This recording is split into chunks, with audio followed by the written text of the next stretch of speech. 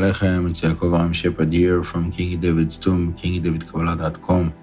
We are in the end of our series of Reincarnation 101, and we did quite a lot of Zohar, and I was thinking about going into the depths of the Arizal, and I decided that it might be too much for most of the people that are listening. So I decided just to give you a taste in this last class of the reincarnation from the Arizal, and maybe with Hashem's will, we'll go back to the subject of the reincarnation in the future. But for the last class of the reincarnation, I wanted to give you something very, very special and interesting from the Sefer Chizionot of Rabbi Chaim Vital, the student of the Arizal, that is very in line with the book Sha'ar Gilgulim that is most famous, but it has some benefit for our purpose. And the main thing, first of all, it's very interesting to hear how the Arizal was giving instructions to his student and helping him to understand where he's coming from. In B'ezrat Hashem, we will all understand where we are coming from and what is our purpose in this lifetime, in this world. And because we don't have the Arizal that is telling us specifically what is the history of our soul, each one of us, we can take some principles of what we were learning on those classes from the Zohar and the way that the Arizal was giving those instructions to the Maruchu, his student, and to try to apply this for ourselves to understand better what is the purpose of ourselves being here. So I'm reading again from the Sefer Chizionot in the last part, in the paragraph Hey, the fifth paragraph. And he's starting telling him that his Nefesh, the Nefesh of Rabbi Chaim Vital, is connected with Moshe Rabbeinu. And he says not only himself is connected with Moshe Rabbeinu, it's actually all of the souls of Am Yisrael. They are all connected with the soul of Moshe Rabbeinu, because the soul of Moshe Rabbeinu includes within it all of the souls. So according to that, what is special about the Maruchu? Rabbi Chaim Vital. And he says that by him it has a direct link, a direct connection of his Nefesh to the Nefesh of Moshe Rabbeinu. And we know that the Nefesh is the lowest part. So what about the upper parts, the Ruach and the Neshama? So he says he didn't tell him in that point. But that Nefesh says had few lifetimes that it was reincarnated until it got from Moshe Rabbeinu to Rabban Yochanan ben Zakkai. Rabban Yochanan ben Zakkai, for those that don't know, is one of the great Tanaim, was a rabbi of Tanaim.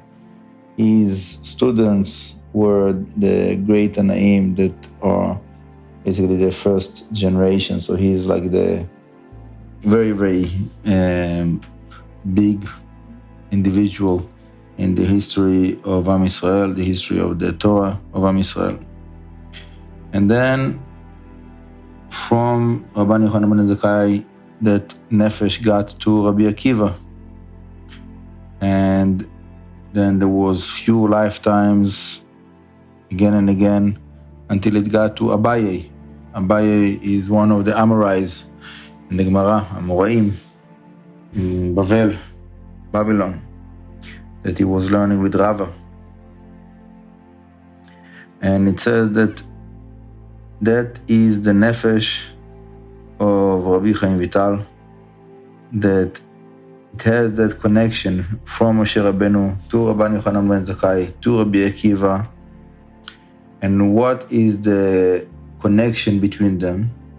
So we know that Moshe Rabbeinu, the first 40 years of his life, he was living in the house of Paro. And then he had 40 years in Midian, by the Midianites. And then his last 40 years of his life, he was the leader of Am Yisrael. And then we see the same thing in a different scenario, but similar principle, by Rabbi Yochanan ben Zakkai, that he had 40 years that he was doing business, and then 40 years he was learning, and then 40 years he was teaching. And the same thing also by Rabbi Akiva. 40 years he was Am Haaretz, he didn't know any Torah, and then 40 years he was learning Torah, and then 40 years he was teaching Torah. So we see that when we're speaking about reincarnation, so the same soul that comes again to the world, it's not exactly the same life story. Because the circumstances might be very different, but there's many guidelines of the framework of the person that repeats itself, again, with different circumstances, but definitely we see the same kind of structure. Then when it gets to Abaye, we see the connection between Abaye and Rabbi Yochanan ben Zakkai, because the Gemara in Masechet Sukkah speaks about Rabbi Yochanan ben Zakkai, that he knew all of the Torah, and it says that he knew also Havayot de Abaye v'Rava. He knew the Torah of Abaye v'Rava, meaning he didn't learn it in the regular way of learning, because that was in the future. The discussions of Abaye v'Rava was like 300 years later, after he passed away. So what does it mean that he knew the Havayot of Abaye v'Rava, the learning of those two great Amorais? Because he himself was Abaye. So all of those discussions that Abaye and Rava had, it was rooted within Rabbi Yochanan ben Zakkai Torah. So the Torah of Rabbi Yochanan ben Zakkai was including also the learning that is going to come in the future by Abaye and Rava.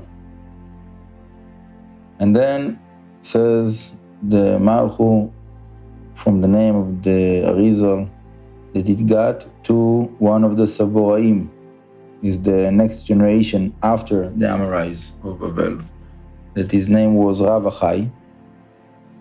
And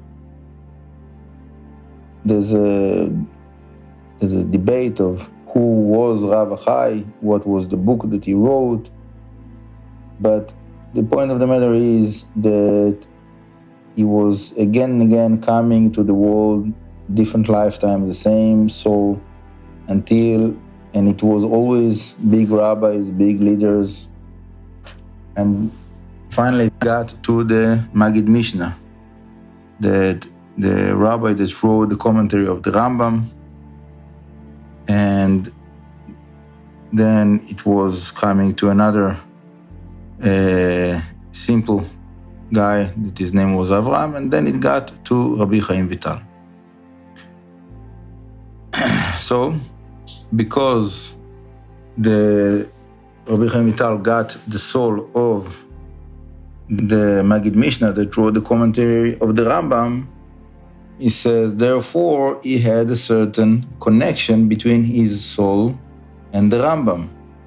Okay, so we see here another principle, that when someone is dealing with a certain book of a certain tzaddik, a certain rabbi from the past, if he's taking it very seriously and he's taking that as a serious project for himself to learn it properly, write commentary on that, to teach it, whatever it is, that shows that he's connected with the soul of that righteous person that wrote the book.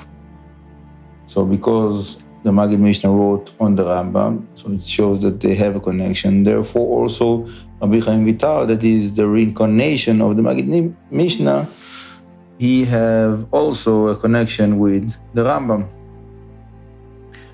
And then he's telling us why, what was the result of Rabbi Chaim Vital being the reincarnation of the Maggid Mishnah. So because the Maggid Mishnah, he had the opportunity to learn Kabbalah and he didn't, so then he had to come back for another lifetime as Rabbi Chaim Vital to complete that mission, life mission of learning Kabbalah. You can't go to the next station of existence without learning Kabbalah. So he didn't do it as the Maggid Mishnah, so he came again as Rabbi Chaim Vital, that it was his life purpose, even though he was learning also, obviously, Gemara and Halacha. He was one of the great students of Rabbi Yosef Karo, the author of the Shulchan Aruch. But still, his main learning and his main heritage that he left us and all of Israel, the whole world, is the teachings that he had on the Kabbalah from the Arizal. So basically we see that when someone he have an opportunity to do something good, to learn something, or to do a great mitzvah, to be involved with something that's significant, and he's not taking that opportunity, he's pushing it away, it might cost him a whole lifetime that he will have to come again to another cycle, another reincarnation, just to complete that one thing that he pushed away and for whatever reason didn't do when he had the chance to do it. And obviously it's not the main thing, it's not the only thing, but it is a very important message for us that when Hashem is bringing something to our doorstep, when we have something in front of us that we can do, that can be significant for ourselves, for other people, for the whole world, we have to take it seriously and not to miss the opportunity.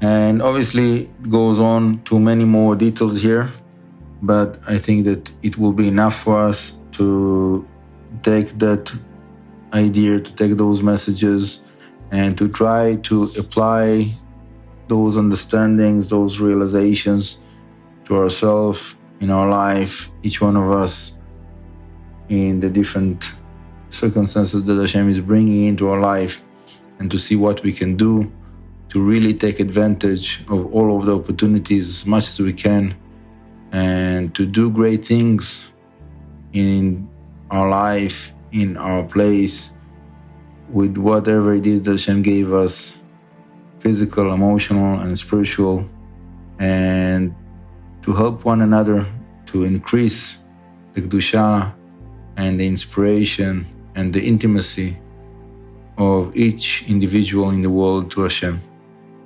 We'll hold here for this week, and with the help of Hashem, I'm not sure exactly what's going to be the next subject after the reincarnation, but I'm sure that there will be something interesting, and we will announce it with the help of Hashem next week.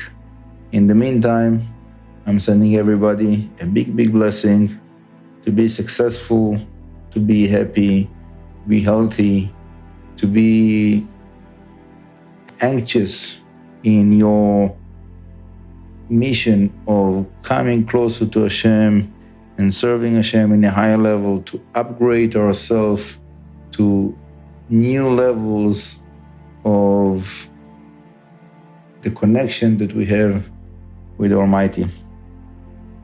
I want to encourage everybody to visit our website, and we're really trying to bring you a lot of content, whatever it is that I can offer for free.